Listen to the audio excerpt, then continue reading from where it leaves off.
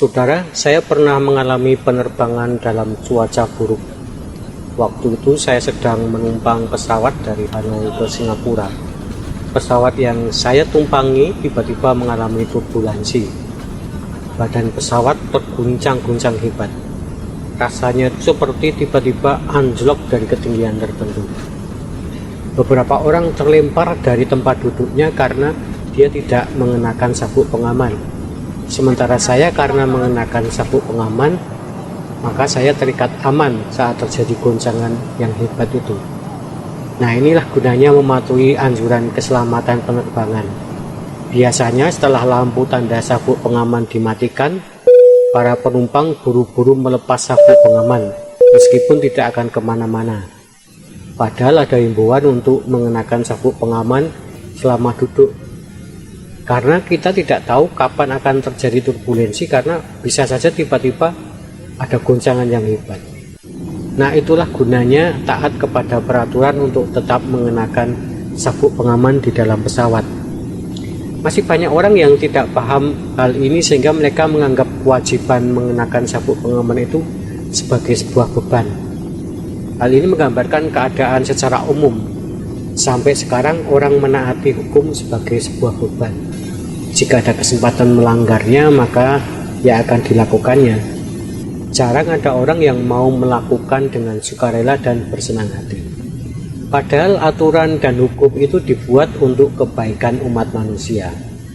Kalau tidak ada tatanan hukum, maka kehidupan umat manusia menjadi kacau balau. Demikian pula ketika Allah menurunkan hukum Taurat kepada umat Israel, hal itu sebenarnya dimaksudkan agar mereka memiliki rambu-rambu yang jelas. Dengan adanya peraturan yang jelas, maka mereka dapat berbakti kepada Allah dan mengasihi manusia itu dengan lebih baik. Itu adalah sebuah panduan. Sayangnya mereka salah mengerti. Mereka menganggap hukum itu sebagai sebuah beban. Akibatnya mereka malah lalai untuk mengasihi Allah dan sesamanya, yang sebenarnya menjadi inti dari hukum itu. Itu sebabnya Yesus meringkas hukum Taurat itu menjadi dua saja. Dalam Matius 22 ayat 37 dan 39, Yesus berkata, "Kasihilah Tuhan Allahmu dengan segenap hatimu dan dengan segenap jiwamu dan dengan segenap akal budimu. Kasihilah sesamamu manusia seperti dirimu sendiri." Yesus menyederhanakan hukum Taurat itu menjadi dua bagian saja, yaitu mengasihi Allah dan mengasihi sesama seperti mengasihi diri sendiri.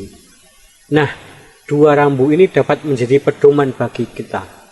Ketika kita melakukan sesuatu, maka kita bertanya, apakah dengan melakukan ini aku mengasihi Allah?